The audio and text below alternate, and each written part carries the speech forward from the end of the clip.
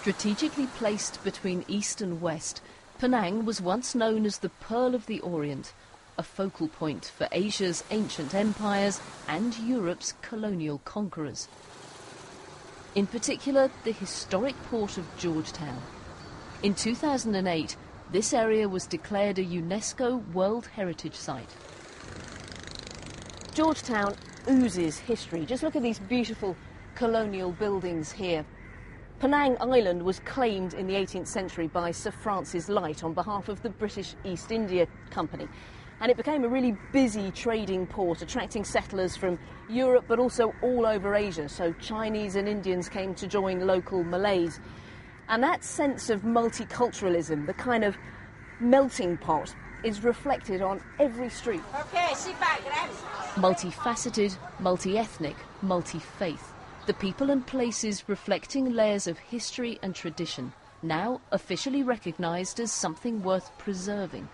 But where should the balance be struck between embracing new ideas and hanging on to history?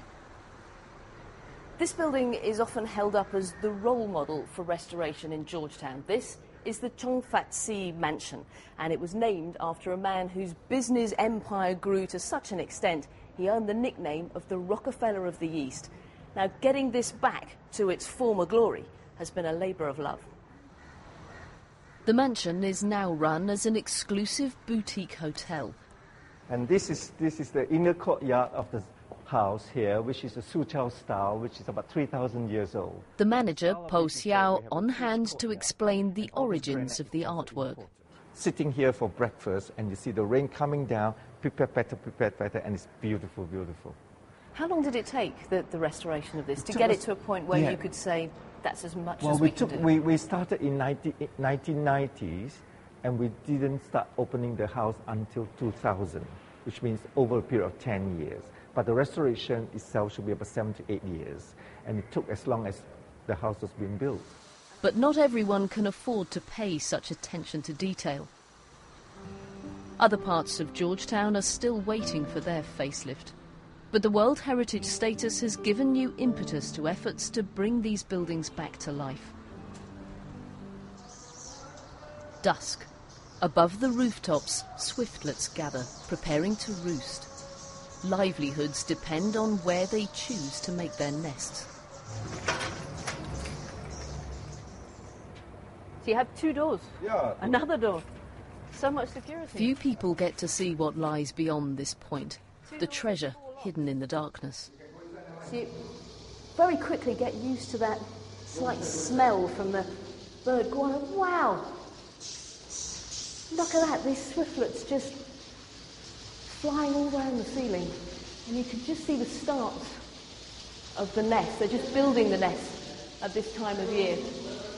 Birds' nests are highly prized for their medicinal quality. They can sell for up to $2,000 a kilogram. There are some in Georgetown who think the bird's nest businesses are not in keeping with the heritage zone image. This is a very beautiful and a very big bird house here. But Carol Lowe, president of the Association of Swiftlet Nests Industries, tells me the objections are ill-founded. I can say that, the swiftlets are part of the living heritage of Georgetown. Why do I say that? Because the earliest records dates back to 1771, when Francis Light wrote back to the East India Company saying that, if they want to set up base in Penang, they can have products such as betel nuts, tin, rattan, and bird's nests from Penang. So it dates back to over 350 years ago, way back before the UNESCO inscription. Isn't that heritage? How do you define heritage? It's 350 years old at least. Georgetown is far more than a living museum. It's home to a rich mix of peoples and cultures. If it's to be true to that heritage, it must strive to remain what it's always been, a vibrant place of opportunity for all.